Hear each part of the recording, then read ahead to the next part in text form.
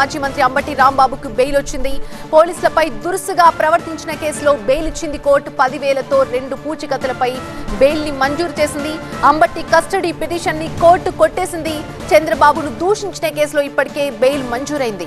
పోలీసుల విధులకి ఆటంకం కలిగించారన్న కేసులో కాసేపటి క్రితమే బెయిల్ రావడంతో రేపు జైలు నుంచి అంబటి విడుదలయ్యే అవకాశం ఉంది. ప్రస్తుతం రాజమండ్రి జైల్లో ఉన్న అంబటి రాంబాబు బెయిల్ ప్రొసీజర్ పూర్తి కాగానే జైలు నుంచి బయటకు రానున్నారు. కోర్టులో బెయిల్ రాగానే అంబటి అఫీషియల్ ట్విట్టర్ హ్యాండిల్ ఒక ట్వీట్ ప్రత్యక్షమైంది. ఆ ట్వీట్ ని మనం టీవీ9 స్క్రీన్ లో చూస్తున్నాం. దౌర్జన్యాలు, దాడులు, చెరసాలలు వెలుగుని బంధించలేవంటూ ట్వీట్ చేశారు. ఆ ట్వీట్ ని టీవీ9 స్క్రీన్ లో మనం చూస్తున్నాం. అంబటి కుటుంబ సభ్యులే ఈ ట్వీట్ చేసినట్టుగా తెలుస్తోంది.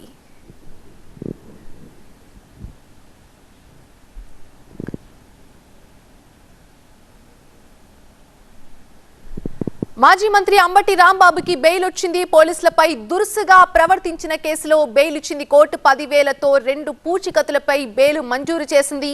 అంబటి కస్టడీ పిటిషన్ ని కోర్టు కొట్టేసింది. చంద్రబాబును దూషించిన కేసులో బెయిల్ మంజూరైంది.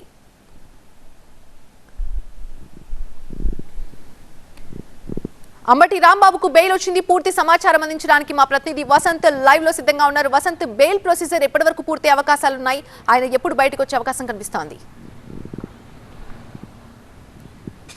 మాజీ మంత్రి అంబటి రాంబాబుకు గుంటూరు కోర్టు బెయిల్ మంజూరు చేసింది. 2 పూచికత్తులు 10,000 రూపాయలతో సమర్పించడంతో పాటుగా ఆయన రేపు కోర్టు షరతుల మేరకు ఈ బెయిల్ మంజూరు చేసింది. అయితే ఇక్కడ కొసమెరుపు ఏంటంటే రాంబాబుకు సంబంధించి కస్టడీకి ఇవ్వాలంటూ దాఖలు చేసినటువంటి పిటిషన్ను కొట్టివేయడంతో పాటుగా ఆయనకు బెయిల్ మంజూరు చేస్తూ గుంటూరు కోర్టు ఆదేశాలు జారీ చేసింది. మాజీ మంత్రిగా ఉన్నటువంటి అంబటి రాంబాబు ఇటు సీఎం చంద్రబాబును దూషించిన కేసులో కొద్ది రోజుల క్రితం అరెస్ట్ కాగా ఆయనపైన గతంలో నమోదైనటువంటి కేసులకు సంబంధించి పీటీ వారెంట్లు పోలీసులు దాఖలు చేస్తూ వచ్చారు. అందులో భాగంగానే గత ఏడాది పోలీసులను దూషించిన కేసులో ఆయనకు రిమాండ్ విధించినటువంటి నేపథ్యంలో ఆ కేసులో కస్టడీ కూడా పోలీసులు కోరారు.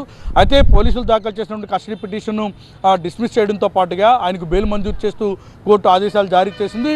10,000 రూపాయలతో 2 పూచికత్తులు సమర్పించడంతో పాటుగా ఆయన రేపు జైలు నుంచి విడుదల కాబోతున్నారు. షరతులు ఉల్లంఘిస్తే కనుక ఆ మేరకు చర్యలు ఉంటాయంటూ కూడా బెయిల్ ఆర్డర్ చాలా స్పష్టంగా అయితే కోర్టు మెన్షన్ చేసింది. ఇక మరోవైపు సీఎం చంద్రబాబును దూషించిన కేసులో గతంలోనే ఆయనకు బెయిల్ మంజూరు చేయగా ఇటు అదే కేసుల్లో దాదాపుగా 30కి పైగా కేసులు అంబటి రాంబాబుపై నమోదయ్యాయి. ఆయా కేసులో 41 ఇయర్స్ జారీ చేసి విచారించాలంటూ హైకోర్టు చాలా స్పష్టంగా ఆదేశాలు జారీ చేసినటువంటి నేపథ్యంలో ఇటు అంబటి రాంబాబుపై నమోదైనటువంటి అన్ని కేసుల్లో కూడా పూర్తిగా ఒక రిలీఫ్ లభించినట్టుగా చెప్పాల్సి ఉంటుంది. రేపు ఆయన రాజమండ్రి సెంట్రల్ జైలు నుంచి అయితే విడుదల కాబోతున్నారు.